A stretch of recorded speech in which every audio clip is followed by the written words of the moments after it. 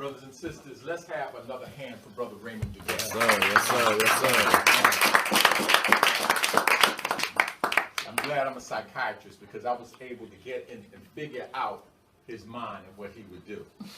And in mine is the opposite. He did more Garvey and a little bit of Amos Wilson. I want to do more Amos Wilson and a little bit of Garvey. But that makes sense. Balance. How he didn't tell you the exact thing that happened that made this program happen. We were talking on the phone, and I was telling him that I knew Amos, and I was telling him, he was saying about the print shop. I said, oh no, he had another shop before that on the second floor next to the Apollo Theater. And he said, what? And so he says, I love Amos Wilson. He said, Amos Wilson is the ultimate Garveyite. And we had been talking about doing a program before that, but we could never come. I said, that's it right there. Amos Wilson, the ultimate Garveyite. That's how the name came about. So I knew he would start out with the biography that they had in Wikipedia.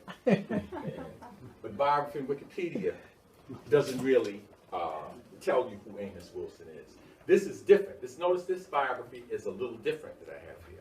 And it's even a little different from what I'll tell you. This is a biography, more or less, I doctored it a little bit, that was in the back of a book that none of you have ever seen. I'll tell you what that is a little bit later. But who is Amos Wilson? A brief bio does not begin to tell us who he really is. He is a master psychologist who still lives because of the perspective he took, because of the sacrifices that he made, because of the dedication that he exhibited as he created these books after books after books and lectures after lectures in which we can get these ideas. No, let's not call them ideas, let's call them concepts. No, let's not call them concepts, let's call them tools. No, let's not call them tools, let's call them weapons. He created weapons for our people. Massive. What were those weapons for? To liberate ourselves. He was born February 23rd, 1941, the son of Eugenia and Oscar Wilson. Dr. Wilson attended Rowan High School in Hattiesburg and was graduated in May of 1959. He entered Morehouse College in September of 1959 and received the Bachelor of Arts degree in psychology. That's what Wikipedia doesn't tell you. They tell you when he graduated, it doesn't tell you what it was in. His first degree was in psychology at Morehouse. He worked as a caseworker in New York from 1964 to 1967. He attended the New School for Social Research from 1968 to 1971 and received a master's degree in psychology. Now, here's something Wikipedia can't tell you. I spoke to Dr. Donna Richards. How many of you know her? Okay, I was testing. How many people know Dr. Marimba Ani? Same person. Same person. Same person, of course. But see, you got to be old to know these things. Well, you told me. I told you. Dr. Ani said that she used to ride on a train with Amos when he was going to the New School. She said she had no idea that all this stuff was up there in his head. One, because he's a humble person. He'll ask you questions. He'll talk to you. You'll never have an idea of the depth of his thinking. You can get some idea, but it will come out in its most pure form when you take pen to paper. Okay, so she didn't have any idea that he had all that insight. But then he began doing those books. He became an assistant professor in behavioral sciences at Ostos College, where he developed a course on the black family. The black family and the black child. That's when he wrote the developmental psychology of the black child, probably in around 1978. That's when he first got it done. He left, and oddly, one of the things that he became a probation officer, well, no, he worked in the Department of Juvenile Justice, where he developed a complete training manual for the staff there. And that training manual, he was responsible for training the child care workers, the adolescent counselors, and the departmental administrators. He observed and participated in the development and execution of programs for the rehabilitation of children, quote, and youths held in detention at Spofford up here in the Bronx. Now, I'm sure that that's where Dr. Wilson one of the places where he first began seeing something that he says in his books. He says that in a system of white supremacy, if you want to know what an institution does, take the name and turn it backwards. If they say, you want to know the department responsible for miseducation, that'd be the education department. You want to know the department that's responsible for making the people sick, that would be the health department. And if you want to know the system or the agency responsible for damaging and injuring our youth, that would be the corrections department. Okay? So now, after doing that, he, from 1981 to 1986, he returned as an assistant professor at Ostos College and remained there until his death in 1995. Amos was a frequent lecturer and prolific writer. Brother picked that up and showed that at different places. I actually have flyers from some of the places that he lectured, and I'll show those to you a little bit later. He also engaged in establishing several businesses centering around books, sales, writing, publishing, and printing. The first one that I was aware of was on the second floor right next to the Apollo Theater. We may have a special treat here today. A brother has told me he might stop by. This is the brother that has continued African World Info Systems, the last publishing company that Amos had. There's nobody in the world that knows more about Amos Wilson than that brother. And that's Brother Sababu, all right? So if Brother Sababu comes, he can tell you more. He can tell you about Amos's work habits. He told me one time, and I was fascinated. He said, Amos, first thing in the morning, he's going through all the newspapers, all the journals. That's why all his information was always cutting edge. He told me that one time Amos told him, I'm going to put this out, and this will hold him for about 2 years. In other words, and that would give him time to think. You see, Amos was a deep thinker. He was a person who engaged in deep thought. The first publishing company, though, preceded that bookstore. That was a bookstore on the second floor. And it was also, I'll tell you what it was a little bit later because it relates to Garvey. So far, does that sound familiar? Books, publishing, Yes. Printing, does that Yes. sound familiar? That's like Marcus Garvey, isn't That's it? Okay, I forget my topic. All right, now, the first place where they operated out to put out that book had a different name. It was called Africana Research Publications, and he did that with a man that lives right around the corner. A man has lectured here a few times. A man that did a course here on math for youngsters one summer, and by the end of the summer, he not only taught them the math, he taught them the Medu Netra, all right? That's Attorney Joseph Mack. For those of you who are in UAM, he was the first executive director of UAM, United African Movement. He's also an attorney, and we won't go into all of that, but they operated out of Joe Mack's office up on 149th Street and 7th Avenue, okay? So we see Amos engaged in commerce, as was pointed out. We see him engaged with books.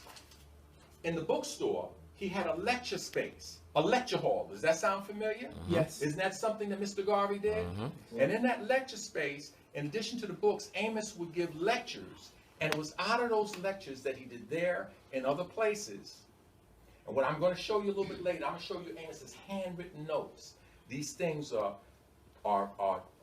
precise in longhand, and he would write the complete thing out in longhand before he ever gave these lectures. He didn't read from them, but he would read from them from time to time. He would come, but he was thoroughly prepared anytime that he came to a lecture. Thoroughly prepared. Does that sound like anybody? Yes. That's right, the Honorable Marcus Garvey. Okay, now, there came a point where he was doing some of those lectures at a place called Black Family Collective. It was my pleasure to be a part of that organization. I'll tell you about Black Family Collective. One day, I was at a bulletin board in the middle of the night, about 2 o'clock in the morning at Harlem Hospital. And I'm putting up a flyer, and there's another brother putting up a flyer. And he's putting one up for something black, and I'm putting up one for something black. And it was at that time his name was Keith Hunter. I was in the Black United Front at that particular time. So we looked, we kind of talked a little bit, and so we'd see each other and we'd give each other flyers. Then there came a point where he wanted to do a program at the County Cullen Library. Him and his wife, Claudia, they used to go on Saturday mornings on their own. No fanfare, no noise, no nothing. They would go there and teach children to read. I mean, who can be against that, right? See, that's the kind of things, we need to be finding things we can join on and agree about and do. There's nothing to argue about. Nothing. Okay? You want them to grow up to read Marx. I want them to grow up to read Marcus Garvey. Somebody else might want them to grow up and read the Bible, but we all know we want them to read. We know our children are not going anywhere if in 21st century they can't read. So Keith and Claudia would go there to the County Cullen Library and get kids to read, teach kids to read. So what happened was, I was one of those people that you talk about with protesting. So I was at the South African Embassy protesting apartheid, because I'm going to tell you something. Even with business or whatever, if you're not able to defend it, if you're not able to keep these people from murdering you, What's the it point? don't matter about your business. That's right. Because we've had businesses before. That's right. How many of y'all ever heard of Black Wall Street? Mm-hmm. Tulsa, Oklahoma. They will come and drop a bomb out of the sky on your business. Okay? A lot of you said, well, we got to go back to earth. We got to get our vegetables. That's true, because they are polluting everything. How many of you all ever heard of Move? Mm-hmm. Right? They've been Really? growing their own vegetables. They've done what they do. Drop the bomb out of the sky. And okay? So you've got to have, it's not, that's the mistake of the early 20th century and the late 19th century. We must not make. We can't be in these different camps thinking that we have the only perspective. We have a very good perspective. When they came to get Mr. Garvey, they weren't supposed to be able to get him. That's right. You understand what I mean? True. When we do this time, we don't want them to be able to come and get anybody. That's right. All right? We want to be prepared. So we got it. Thank you. Black power. Thank you. I'll say that's good enough. One hand clap. Facts. Thank you. Facts. Thank you. Clap for Mr. Garvey. Back to Black Family Collective. So I was at that demonstration.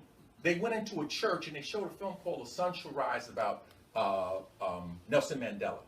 So I went there and I asked, how could you get that film? They said, come down to the embassy. So I went down there and it was a cat named David Ndaba. So he said, you want to? I said, yeah, I'd like to show that at Harlem Hospital. So he gave it to me and I showed it at Harlem Hospital. At the time I'm doing this, Keith is planning this lecture over at County Cullen Library. So we talk.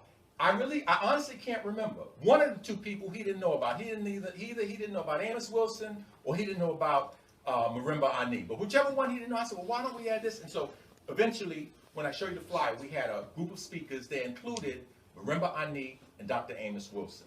So that was the beginning of Black Family Collective. We didn't set out rules. It just so happened that each person was involved in a project. Each person was involved in a specific project, and so we all got involved with each other's projects. The way I got to use the auditorium was by becoming the president of the union of the interns and residents at Harlem Hospital. It was called the Committee of Interns and Residents. Claudia had read, it had to be Marimba, they didn't know, because now I remember, Claudia had read Amos Wilson's book, The Developmental Psychology of the Black Child, and in that Amos is talking about training parents and teaching parents. So she started a place called Kazi Place. We would go to different churches, they would let her use the space, and then, so she would teach her children, and she would include African symbology. She tried to do it subliminally. She would have like Ndinkwa cloth up there. She'd have kente. She'd have things they didn't know about. And just organically, she would introduce the African culture into their education. But their parents had to come too. Like a parent had to come too. And she would teach the parents. That was Kazi Place. Marimba had this idea of teaching deep African concepts to African children from a very young age. And she called her project African Heritage After School Program. Amos, of course, had his bookstore. I'm working with the union, and we're having lectures every Saturday or every Friday night at Harlem Hospital, in which we had Dr. Ben, Dr. Clark, Amos Wilson, and all kinds of people like that. And so we call ourselves Black Family Collective.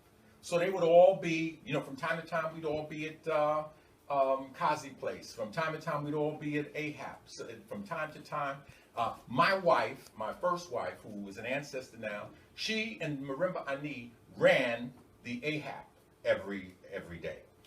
Eventually, I became president of the whole union for the city for the interns and residents. So now we really had the auditorium and everything sewn up. Because one of the big problems you have as you try to organize is that they block your places. If you don't own it, you see, so that's how we learned with CMOTAP.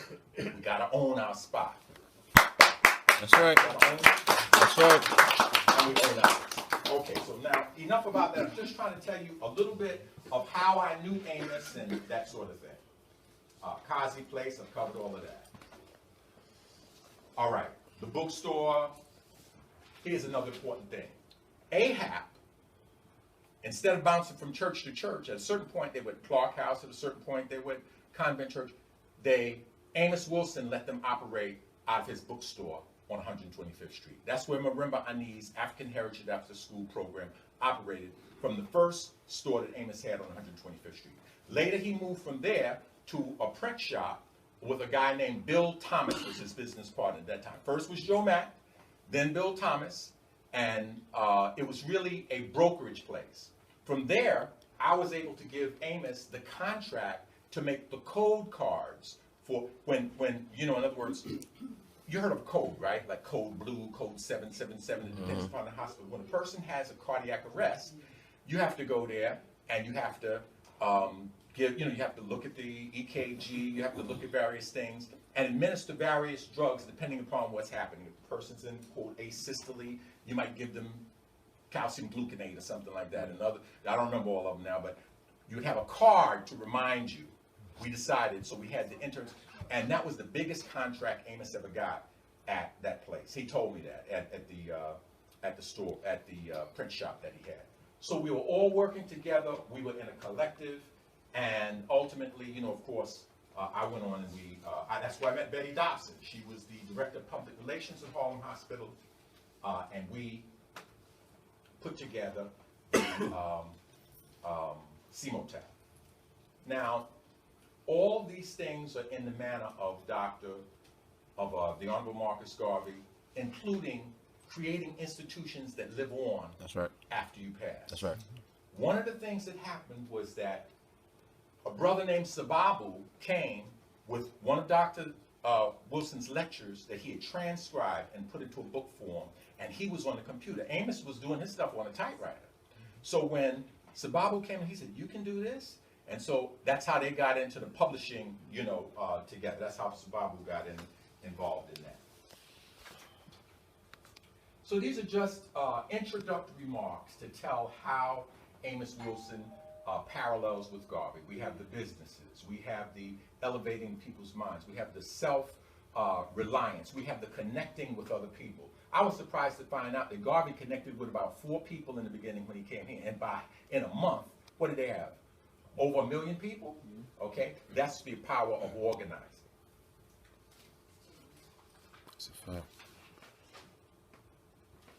Okay? In Amos's book on Garvey, he mentions that he wrote a play about Mr. Garvey. How many of you knew that?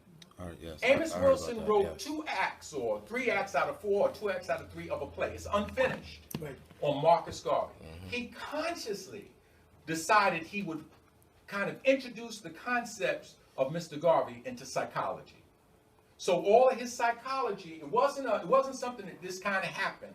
It was by design, and it was by forethought, it was by plan that he did that. So in those ways, what Brother DeGay said is very, very accurate. Amos Wilson was the ultimate Garveyite. There are other ways that even have to do with character in which he was like Mr. Garvey. Amos was very frugal. Very frugal. He didn't spend a lot of money. He was not outside. I dressed today deliberately the way that Amos came to his lectures. He would come with a little sports jacket. Sometimes he put a kufi on, you know. Maybe he put a little piece of kente around his neck. But he didn't spend money on clothes. He didn't spend money on anything. I had the opportunity to pick him up and drop him off a few times where he lived. He lived in a tenement up on Davidson Avenue in the Bronx. All right, very unassuming. Didn't drive. You know, he dedicated himself totally to the work. And I understand that Mr. Garvey sometime would be without an overcoat, that he wouldn't spend the people's money. he had one of his wives wanted to spend, a lot of money, and he had to put the brakes on. I said, no, we don't do that. So with respect to the amount of money that came into his possession, he lived frugally. He lived modestly. Those are things that are similar. Let me see. Now, the same way you can't talk about Garvey without talking about Crummell, the same way that you can't go without talking about some of the other people that go into the thinking. You can't talk about Amos Wilson without talking about some of these people. I didn't make this slide for this. I made this slide for something else. So what you'll see is that one of the people is younger. She really didn't come into prominence. The one on the bottom right-hand corner, that's Joy DeGruy. Yeah. She's from post-traumatic slavery syndrome. That's what she talks about. But I'll tell you this. The first person, or the first place I ever saw associated with post-traumatic slavery syndrome, guess who it was? Dr. Wilson. Amos Wilson. And there's an article that they put in, it was in Our Times Press. Now, just quickly, I'll try to go through some of these other people. Maulana Karenga, why is he there? He's there because he did something that helped me as a psychiatrist. When I say as a psychiatrist, he put out a book called Introduction to Black Studies. In it, he had a section in which he talked about psychology. He might have called it a different name, but he had all of the great psychologists, and he had them in 3 categories. He had the traditional, he had the reformers. One of the reformers would be like Griggs and Cobbs and Greer. It would be like Poussin and those people. When Gil Noble would have his shows, he'd have Poussin over. Poussin, my soul never resonated to the things he was saying. But he had another section with about 6 psychiatrists, and those 6 psychiatrists and psychologists, and those he called the radical. I'll point them out to you. Right next to Maulana Karenga, there's one of them. Anybody know who that is? That's Dr. Wade Noble. All right? No, Wade is on the bottom. On the bottom, next to Maulana Karenga. No. Right next to Maulana Karenga, to the right. Oh, yeah. To Maulana Karenga's right. That's my anatomical right. See, for you, that's the left. For me, that's the right. When you're looking at the patient, don't get it mixed up. You cut off the wrong leg or limb or something, okay? That's to Maulana Karenga's right, or your left. Right, okay. The person next to that's Wade Noble. Right. Anybody know the famous quote for him? I don't think he likes sound bites so much, but... About power? About power. Power is the ability to define reality and have others respond to it as if it were their own. Next to him is another man by the name of Kofi Kambon. That's right. I got a psychologist out here. Okay, so Kofi Kambon was another one of those considered in the radical. He operates out of Florida. Up above Maulana Karenga, you see Mother Frances Welsing. Big Mama Consciousness. Next to her, you see a man over here on the right who in World War II won a medal for the French. Right. He was a French war hero and then ended up fighting against them, okay, in Algeria. In the daytime, he'd be a psychiatrist, and at night he'd be a psychiatrist, but he'd be helping the rebels. And he is very important in the study of post-traumatic stress disorder because he discovered that it struck the perpetrators as well as the victims. He was treating the torturers in the morning and the rebels at night. And so those are some of them. And you see Dr. John Henry Clark in the middle. We skip over to him. That's Bobby Wright. So Bobby Wright, he wrote Psychopathic Racial Personality, in which he explains Europeans to the T. You see included, I have an expanded idea of psychiatry. I wrote a paper called John Henry Clark, Master Psychiatrist. Don't have time to go through that today, but I will try to read a little piece of it. And then we have the Honorable Elijah Muhammad. If you can cure drug addicts, take criminals and make them acting and productive and live righteous and moral lives, and you're a psychologist, okay? Whether they call you one or not. Up in the right, who knows what that is? The far upper right-hand corner. That's a person who wrote a French dictionary. He was an African head of state. Leopold Sédar Senghor. And he was, in his youth, a radical. Who knows what literary movement he founded? The Negritude movement. Leopold Sédar Senghor, Aimé Césaire, and Brother Damas. They were, okay. Now, the other The last two psychiatrists or psychologists was psychologist means the study of. Iatro, anytime you see that, that means a physician, a pediatrician, right? A physiatrist. Those are all physicians. So a psychiatrist is a physician, but they pretty much can do many of the same things. That's Naeem Akbar.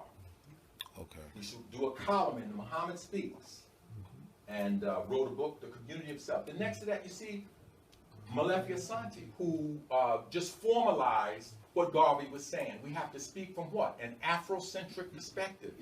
You know, you can't say our founding fathers. You're saying our founding fathers, and you would have been, my daughter in school, they tried to get her to do something with George Washington one day, and she came to me and I said, baby, do you know what George Washington would do to you? And she knew, because she was in there. She looked, she said, make me a slave. I said, exactly, exactly, make you a slave. Next to him is Amos Wilson, of course, November, I think. Let's go here. That one I didn't mention his name. That's Dr. Robert V. Guthrie. He wrote a book. It's my second favorite book title. It's about the history of blacks in psychology. What's it called? Even the rat was white. That's how white psychology was. Even the rat was white. And you can see Greer's name down on the bottom, along with him. Powers the ability, I told you that already. Stephen Biko, I didn't have him in the picture because that picture is not comprehensive. How can we have all of the great psychologists and we don't have Dr. Ben? We don't have June Pilgrim. We don't have Pat Newton. No, that's not comprehensive. But Steve Biko was a medical student, and he said a very powerful psychiatric truth. He said, the most powerful weapon in the hands of the oppressor is the mind of the oppressed. That's word. Okay, let me see if I can get rid of this. Bobby Wright. Oh, okay, I listen to We have Bobby Wright on the I other hope picture. y'all taking y'all That's notes Bobby as Wright. soon as you seeing this. Oh, wow, I'm believing now. Okay, that's Dr. Bobby Wright. Knowledge up, yo. He said, in a bullfight, after being brutalized while making innumerable charges at the movement of a cave, there comes a time when the bull finally turns and faces his adversary, with the only movement being his heaving, bloody sides. It is believed that for the first time, he really sees the matador. This final confrontation is known as the moment of truth. For the bull, this moment comes too late. Clearly, he's not talking about bulls, is he? Nope. He's not talking about it. He's talking about us. It's a metaphor. That's said from the floor of the Virginia House of Delegates, a white legislator said, "Sir, we have as far as possible closed every avenue by which light may enter their minds. We have only to go one step farther to extinguish the capacity to see the light, and our work can be completed." You see up there? That's what happens when they basically can extinguish the light. That's Flavor Flav, right? Okay, this is Richard King, who explains how melanin or kimware keeps the light from being extinguished. His book was The African Origin of Biological Psychiatry. Dr. Francis Welsing, if you don't understand white supremacy, everything else you understand will only serve to confuse you. That's right. That's those people again. All right, now here, this is Marcus Garvey. If you were white, you would see the rest in hell before you would deprive your children of bread to give it to others. You would give that which you do not want, but not that which is to be the sustenance of your family, and so the world thinks. Amos Wilson said it all the time. You know, you're talking about jobs. They're having trouble with jobs themselves. They're not going to give you a job. They're going to take the jobs from their children, the food out of their children's mouth, and give it to you? No way. You better do for yourself. That's what Amos Wilson says. That, showing you the different psychologists, only tells you a little bit of what went into Amos Wilson's thinking, how he became this psychologist. And I'll tell you, Amos Wilson would be wealthy if he were an Uncle Tom psychologist. If he'd have been an Uncle Tom psychologist, he would have had, because he was very insightful, he was very understanding, he was very humble, he would have made millions. But where did he come from? He came from Hattiesburg, Mississippi. Of all the states in the Union, there's no Mississippi has the most in that period of post-Reconstruction of 581 lynchings in that little bit of time. Let's look at the time period in which some of the more famous ones were happening, right? Emmett Till was lynched in 55. It's about that time that Dr. Wilson was graduating from high school, right? That's just a map to show you the lynchings that have occurred all throughout the South.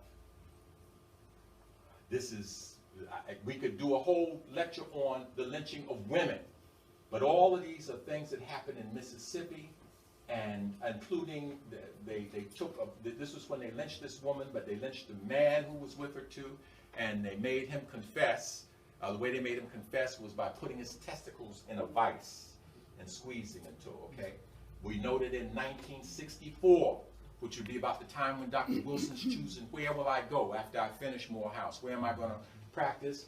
We know those people. We know in the middle, that's James Cieng.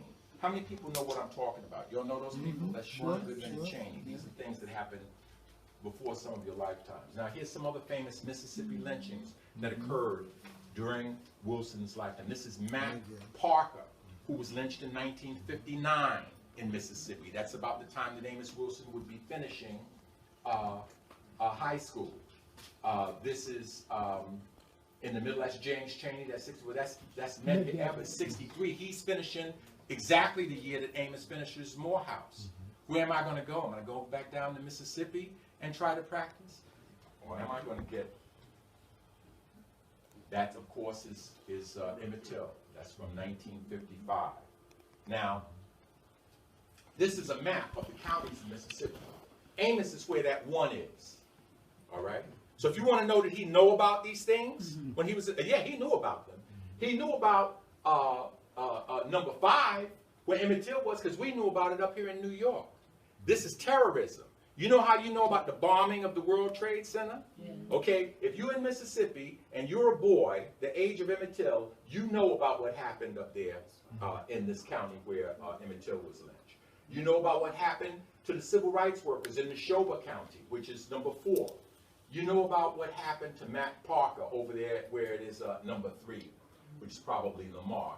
And then certainly you know about the one that occurred in Pearl River. That's Mac Parker, I'm sorry, is in number 2, Pearl River. That's right next to where Amos Wilson was in Hattiesburg.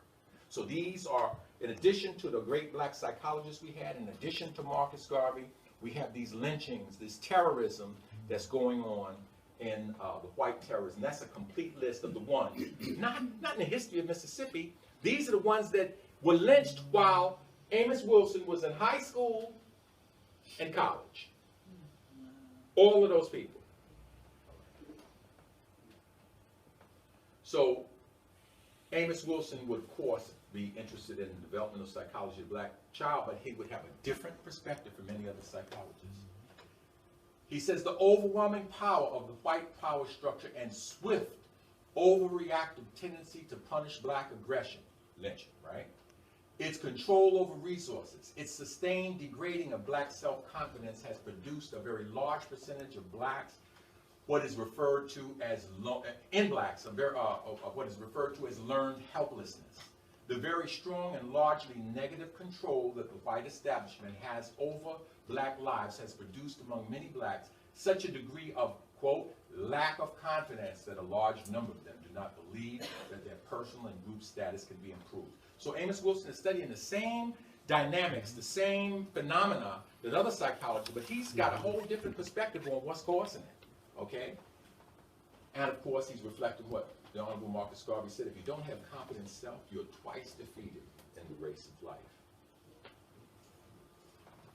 Amos Wilson said, far more so than any other ethnic child, the shape of the black child's intellect and personality is determined by the concept of race, race awareness, race politics, economics, propaganda, etc.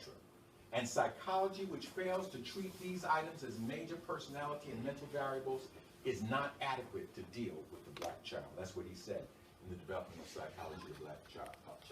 In his book, Understanding Black Adolescent Male Violence, Its Remediation and Prevention, he says, white on black violence, Mac Parker, Emmett Till, Medgar Evers.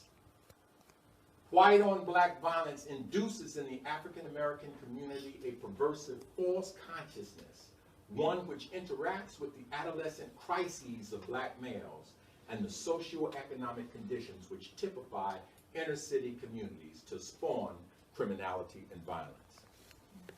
He's saying that white on black violence is what causes black on black violence, just as Brother Duguay said. And of course, he wrote this one. Good book. If you ain't got it, get it. Again, he's using the terminology of psychology, but he's talking straight politics, straight up Garveyism. He says, black on black violence, that's what they want to talk about all the time, but then he talked about what it came to, is the psychodynamics of black self-annihilation in service of white domination. Mr. Garvey said, at no time in the last 500 years can one point to a single instance of Negroes as a race of haters. You know, these lynchings and that sort of stuff. Now, Amos Wilson says it this way. The biological father is not necessarily the psycho-spiritual father, and it is the psycho-spiritual father who is the father in the truest psychological sense, because it is his psychogenic inheritance which actualizes in the body, mind, soul, and behavior of the son. The psycho-spiritual and therefore true psychological father of the violent black-on-black criminal is the psychological son of the white-on-black criminal who does the work of the Eurocentric patriarch who sired him.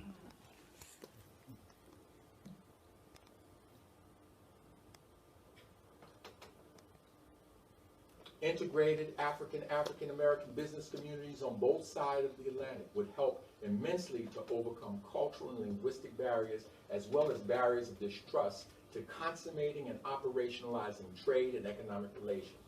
This type of arrangement is not unprecedented in history.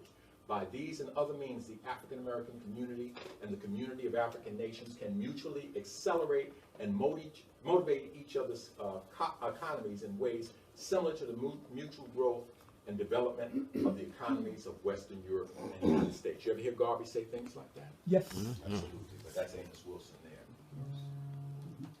This is just a small little thing, but Amos Wilson always used the phrase, ladies and gentlemen. Marcus Garvey used to also use that. I use that too. All the time. Raymond Duguay uses that too. I really had that on the slide. But he must have said that. Okay. Why would he use that phrase? I'm going to tell you why. Listen, look at this phrase out here. This is heavy on the bottom when he says. He says, if you approach your community intelligently, your community and your world are ever anxious to hear and listen to you. That's right. That's right. Making it illegal. Yes, because it's going to explain something else I'm going to show you about Amos Wilson. If it is not couched in the intelligence that the world demands, nobody will want to hear you. I know that's right. That sounds like Garvey. Think before you Why speak. would the author of the developmental psychology of the black child seek a PhD in 1991? He demonstrated that he was educated above the ceiling of the white man's knowledge when he wrote the developmental psychology of the black child. And yet he sought a PhD in 1991. He wanted to couch what he was doing in the intelligence that the world demands. He wanted that credential, right? Yes, sir. Okay, so what did he have to go through? This is a book none of you have ever seen. This is Amos Wilson's PhD thesis. And I'm getting close to the end now, so don't give up on it. Here we go. Awakening the Genius of the Black Child, you've seen that. Yeah. Uh-oh, I've done something wrong. Let's be going backwards. That's what I was doing. Okay.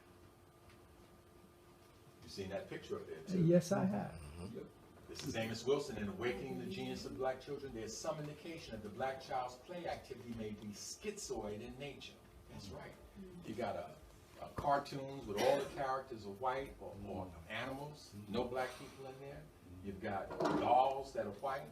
Same thing that Mr. Garvey was talking about. He said there's some indication that the black child's play activity may be schizoid in nature, is filled with elements of frustration and restrictiveness, which adversely affects his preparation to deal effectively with the world into which he's entering. What affects the readings of comics, the viewing of TV and movies, and the listening to radio have on personal and mental development are discussed and demonstrated these activities may subtly negate a significant portion of his growth potential. We know that these video games are lessening the ability to concentrate and doing all kinds of things, certainly changing their values.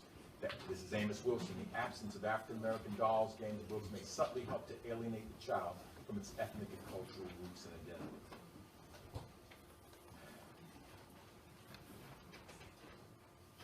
Marcus Garvey said, God and nature, first made us what we are, and then out of our own created genius, we make ourselves what we want to be. Follow always that great law. Let the sky and God be our limit and eternity our measurement. Amos Wilson talks about the Marcus Garvey School, founded in 1975 in Los Angeles, and what he points out is that it's African-centered programs based their curriculum and pedagogical approaches on past and contemporary socio-historical, socio-cultural experiences and future goals of African people the world over, on the developmental psychology and characteristics. In other words, we gotta have black education for black children. That's basically what he's saying. Great book. And the falsification of African consciousness. Great We book. have Marcus Garvey saying in his writings, the history of a movement, the history of a nation, the history of a race is the guidepost of that movement's destiny and that nation's destiny, that race's destiny. We have Amos Wilson. Remember I showed you a picture of the psychologist. I have Joy Leary included in there. This is why. Past, present, and future are one and the same. When we have been made to believe that the past is separate and in some straight line with it, the future, then we've already been brainwashed That's and right. set up. Our past never forgets us and is never left behind. If you forgot your past, you would not be able to understand me right now. You would not be able to walk or talk. You did not learn to walk and talk and do the things you're doing at the moment you entered here. You learned to do them in the past. Forget that then. Since that is history, leave that behind. You will see that you also have no future. Past, present, and future are one, and that proposition is at the center of African-centered history and approach. I don't want to be the dead horse because I know I've been here for a while, but all of these, so I'm going to skip. I'm just going to show you that these are just similarities in what Marcus Garvey's saying and Amos Wilson. That's his PhD thesis. This is the place he had to go. He had to go to Fordham to get it. I'm going to show you the people that had to approve him. All right, those are just that this was so clever, this topic that he picked. He said if he had done this the wrong way, he would have never gotten his PhD. He studied, basically he studied whether or not black and Latino teachers would grade other people differently based on their ethnicity. And in the end he came out with no, they didn't. What do you think would happen if he'd have done it using white people? He'd have said, yes, they did, and what would happen? He wouldn't have gotten his PhD, right? So cleverly he said that. And at the same time, the answer he came up was, no, they aren't. You know? So he didn't betray his people. He just did it. It's a meaning. This is his worst book, and I think he'd agree with me. This is his PhD thesis. It's written for 1991. It's not a shadow. It's not a shadow of a shadow. It's not a scent of a shadow of the developmental psychology of the black child. These are the people whose signatures are on the bottom of his, the readers. Let's take a look at what they look like. That's one of them right there, Kurt Gessinger, okay? Here's another one right here. This is Dr. Ann Higgins. The other one, the signature was so illegible I couldn't find them. I know these are the right people because they're at Fordham. This is Amos Wilson's legacy here. You see those boxes? Those boxes are of his books. This is African World Info Systems, and this is being held by one man. Instead of people giving him any assistance or saying, hey, I'll volunteer this number of hours, or hey, here's some money so you can expand the business, they come and say, when's the next one coming out? That's what they do to him. That's Brother Sababu. I thought he would be here. He'd be able to tell you a little bit more. See Amos's notebooks? Amos Wilson, by living frugally, he lived in a little water damage, one of the manuscripts we've never seen. Pages, maybe about 20, 30 pages missing from it from water damage from living in that little tenement place. These are some of the flyers. These are some of the notes. Sometimes he would write them in red to get his important parts across. This is his real resume and stuff. That's where I got that other information, brother. I'm not no crack researcher. I went right to the source and got his stuff. This is what these are lectures at the House of the Lord Church. That's that first Black Family Conference that I told you about. Out of this, we evolved into the Black Family Collective. I think it was probably, let's see who was there. La Francis Rogers Rose was there. Amos Wilson, of course, was there. our brother Abdul Muhammad, I don't even know who that is now. Sister Jeannie Bain was there, that was one of the. Oh, Eugenia Baines, okay. yeah. And also, Brother Preston Wilcox. Brother Preston Wilcox, the first time Keith introduced him to me, he gave me a little test. He said, you know, I think that 95% of white people are racist. You know, I just stayed shut. And so, you know, he's talking. He said, "So what do you think?" I said, "No, I can't agree with you." He said, "No." I said, "No." He said, "Why?" I said, "I want to know where the 5% are." He laughed, and that was it. He was the founder of AFRAMS. See, we don't know these people. He and Charles Barron were arrested when they tried to appoint a white curator at the Schomburg, Oh gosh, yeah. Schomburg Library. We had the Schomburg Coalition. They used to meet. Brother came here last week and talked about how we let them into the hospital, the interns and residents, and we used to be out on that corner by the Schomburg. Dr. Clark would be out there. Pork Chop Davis would be out there. Those sorts of things. So let's see. I think that's probably the end. We're back to the beginning, brothers and sisters. That's it. Right. Thank you very much. Thank you very much. Thank you. And I think that now, would you be able to take questions? And I think, Brother Duncan, you should too, in case people